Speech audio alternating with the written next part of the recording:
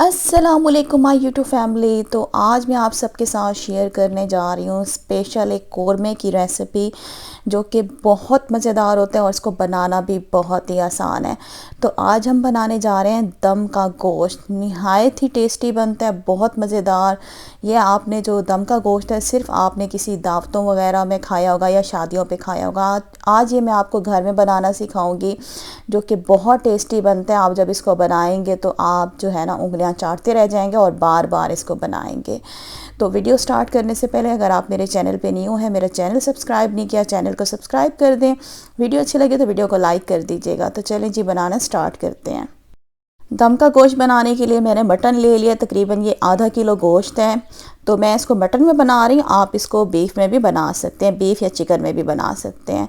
तो सबसे पहले आप क्या करेंगे, इसकी मैरिनेशन करेंगे। तो 1 कप मैंने गोश्त में दही डाल दी है। गाढ़े वाले आपने दही लेनी है जो थिक दही होती है। साथ इसमें फ्राई की हुई प्याज डाल देंगे। 1 कप मैंने फ्राई की हुई प्याज ले ली है।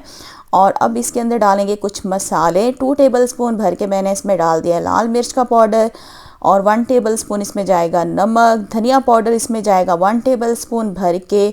और 1 टीस्पून मैंने ले लिया है जी हल्दी पाउडर और 1 टेबल स्पून भर के मैंने ले लिया अदरक लहसुन का पेस्ट। भुना हुआ कुटा हुआ ज़ीरा इसमें क्रश करके मैंने डाल दिए 1 टेबल स्पून। इन सारी चीज़ों को हम क्या करेंगे, अच्छे तरीके से मिक्स करेंगे। तो सारी चीज़ों को अच्छे तरीके से मिक्स करेंगे ताकि गोश्त पे मसाला जो है अच्छे तरीके से लग जाए। और अब क्या करेंगे, इसको हम मैरिनेशन के लिए छोड़ देंगे। तकरीबन 1 घंटे के लिए इसको लाजमी आपने छोड़ देना है। तो 1 घंटा हो चुका है। चूल्हे के ऊपर मैंने एक कढ़ाई रख दी और इसके अंदर मैं ऑयल डाल रही हूँ। तकरीबन मैंने 1 कप इसमें ऑयल डाल दिया। ऑयल को हम गर्म करेंगे और इसके बाद इसमें कुछ चीज़ें ऐड करेंगे। 1 मैंने बड़ी काली इलायची ले ली है। 2 आपने दालचीनी के टुकड़े लेने हैं मीडियम साइज़ के। 2 मैंने लौंग ले लिए और 2 मैंने ले लिए सब्ज़ इलायची। ये सारी चीज़ें जो है आपने गरम ऑयल में डाल देनी है और इसको हमने थोड़ी देर के लिए कड़कड़ाना है, तकरीबन 1 मिनट के लिए। गरम मसालों को हमने 1 मिनट के लिए कड़कड़ा लिया। इसके बाद जो हमने मैरिनेशन के लिए गोश्त रखा था वो हम इसके अंदर डाल देंगे। फ्लेम मैंने नीचे मीडियम रखी हुई है और मीडियम फ्लेम पे क्या करेंगे, हम गोश्त को अच्छे तरीके से मिक्स करेंगे। मिक्स करने के बाद अब क्या करेंगे, हमने गोश्त को अच्छे तरीके से भून लेना है। तकरीबन 9 से 10 मिनट मैं इसको भूनूंगी हाई फ्लेम पे ताकि गोश्त जो है हमारा अच्छे तरीके से भून जाए। तो अब क्या करती हूँ, मैं गोश्त को अच्छे तरीके से भून लेती हूँ। तकरीबन 9 से 10 मिनट के लिए हाई फ्लेम पे इसको हम भूनेंगे ताकि गोश्त जो है हमारा बिल्कुल अच्छे तरीके से भुन जाए।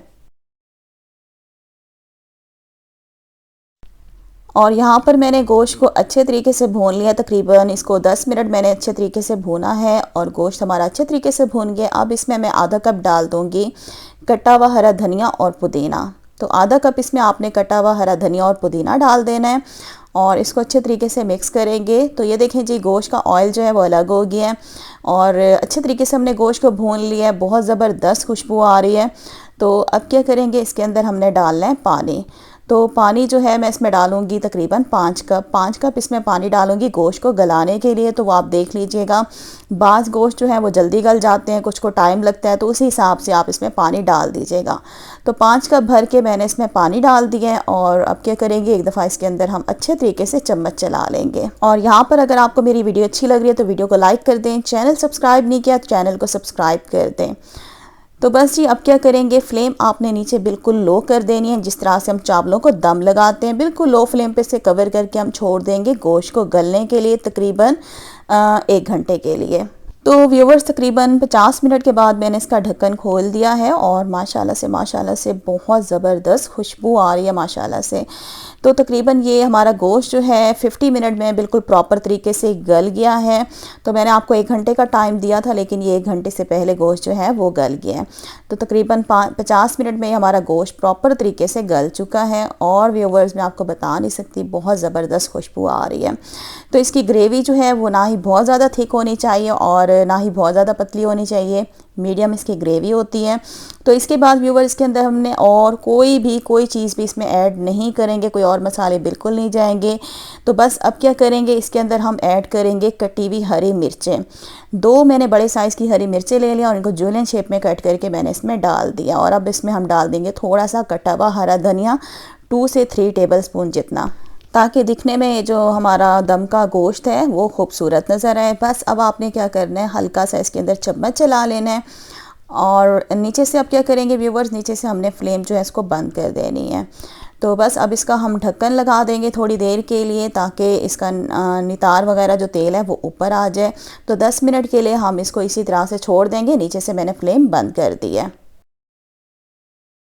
तो 10 मिनट के बाद जी मैं अब आपको इसको डिश आउट करके दिखा रही हूँ। माशाल्लाह से बहुत ज़बरदस्त ये बनता है दम का गोश्त। ज़रूर आपने इस रेसिपी को व्यूवर्स आपने ज़रूर ट्राई करना है। इंशाल्लाह जब आप इसे एक बार बनाएंगे ना, तो मेरी गारंटी आप इसको बार बार बनाएंगे।